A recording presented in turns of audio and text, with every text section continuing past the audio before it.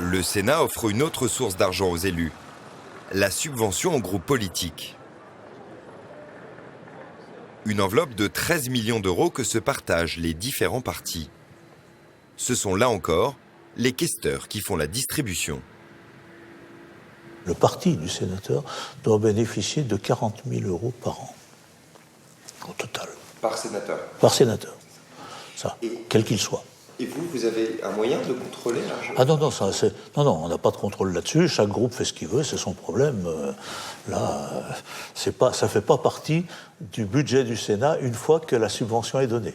Ça, ils font ce qu'ils veulent. On ne contrôle rien. Ça, c'est à eux de voir et de contrôler. Dans ces conditions, certains sénateurs profiteraient de l'opacité du système pour s'enrichir personnellement. En mai dernier, Le Parisien révèle que de l'argent du Sénat serait détourné au profit de quelques sénateurs du groupe UMP. Le parquet de Paris a ouvert une information judiciaire pour des faits de détournement de fonds publics, abus de confiance et blanchiment. Les juges s'intéressent à un sous-groupe de l'UMP. Son nom, l'Union républicaine du Sénat, l'URSS. Son président est Henri de Rincourt.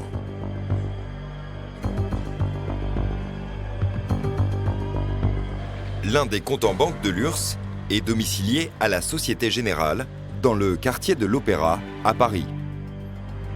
Fin 2013, les enquêteurs du ministère des Finances relèvent des mouvements suspects sur ce compte. Plus de 120 000 euros ont été retirés en liquide en 2 ans. Un homme était au cœur de ce dispositif. François Thual était fonctionnaire au Sénat. Comme en témoignent les statuts de l'URS, il en était le secrétaire général,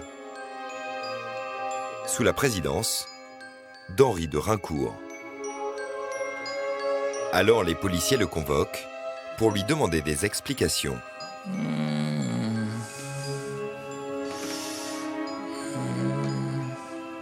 Pourquoi avez-vous été convoqué par la police? Parce que c'est moi qui allais chercher le liquide. C'est ma fonction de coureur cycliste qui a attiré l'attention. Parce que c'était moi qui allais, ils avaient peur. Ils avaient des voitures, ils avaient des chauffeurs, mais non, mais il fallait que j'y aille, parce qu'ils avaient peur. Bon, j'avais pas peur. Régulièrement, il se rendait au 29 boulevard Haussmann, à la Société Générale. Il y effectuait des retraits en liquide. C'est très simple. On me disait on a besoin de temps chaque mois. Ça dépassait jamais 6 000 ou 7 000 euros. Il effectuait ensuite sur son vélo les 4 kilomètres qui séparent la banque du Sénat. Mais j'étais garçon de course. Je m'habillais, je me banalisais pour éviter quand même des agressions. De toute façon, s'il y avait un gars qui m'avait braqué, j'aurais donné l'argent. Je ne vais pas mourir pour le groupe UMP. Hein. Bon, passé l'âge. Vous savez, je rappelle que j'ai 70 ans. Hein. Bon, Selon François Thual, arrivé au Sénat, l'enveloppe aurait alimenté les caisses de l'URSS. Impossible de savoir comment cet argent était réparti. voilà. François Thual s'occupait du cash, mais pas seulement. Ce chéquier, c'est un des chéquiers de l'association URSS. Je signais les chèques. Qui était pour qui Qui étaient pour les sénateurs, membres de l'URSS. Et en général, soit c'était pour eux personnellement, et je ne sais pas s'ils les déclaraient aux impôts. Je sais qu'il y en a actuellement un certain nombre qui font les jaunisses, parce que leurs services fiscaux départementaux, ça leur a donné des idées. Et d'autres qui étaient plus malins, on faisait pour une association, je ne sais pas moi, les éleveurs de poulets de Péterouchnok. C'était des sommes que vous versiez régulièrement? À la demande. Parce que très souvent, les sénateurs étaient dans ces associations. Donc, je fais virer telle somme à telle association. Parmi les bénéficiaires en toute légalité, Jean-Claude Gaudin pour plus de 20 000 euros, René Garec pour 12 000 euros, ou encore Jean-Pierre Raffarin qui s'est fait rembourser un voyage au Canada. Mais d'après François Thual, le grand bénéficiaire était Henri de Raincourt, le président de l'URSS. Il se serait attribué entre 4 000 et 5 000 euros par mois pendant plusieurs années.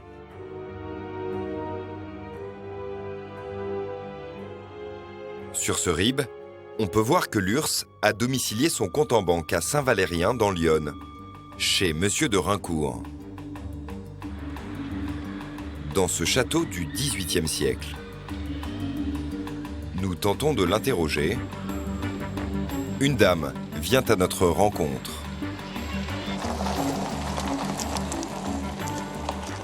Bonjour madame. On souhaiterait voir monsieur de Raincourt. Là, c'est pas possible. On n'est pas à l'URSS ici? Non, pas du tout. Selon elle, le château n'abrite pas le siège de l'URSS. Nous tentons de joindre Henri de Raincourt. Il confirme avoir touché de l'argent personnellement et il trouve ça tout à fait normal. Groupe politique, monsieur, article 4 de la Constitution, il fait ce qu'il veut de ses recettes. C'est de l'argent des groupes politiques. C'est pas de l'argent du Sénat. Je vois pas en quoi ce serait choquant, quoi. Voilà. Ce qui a choqué, je pense, c'est le fait que ça soit versé aux parlementaires personnellement. Bah pourquoi? Quand je vais faire le plein de mon auto, quand j'achète un costume, moi qui habite à la campagne et qui vis en pantalon de velours et en jean et en chemisette, je mets pas de costume et de cravate. Ouais. Si j'achète un costume, 3 costumes dans l'année, au lieu d'acheter un costume tous les 5 ans, alors c'est personnel ou professionnel?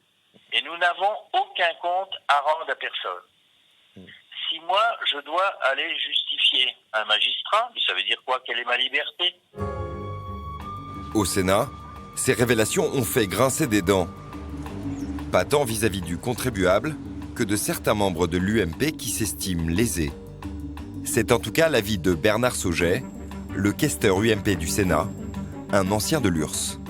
Si ce n'est pas illégal, ça peut devenir parfois immoral. Car effectivement, certains sénateurs ont peut-être touché plus que d'autres et il y a eu certainement des ségrégations.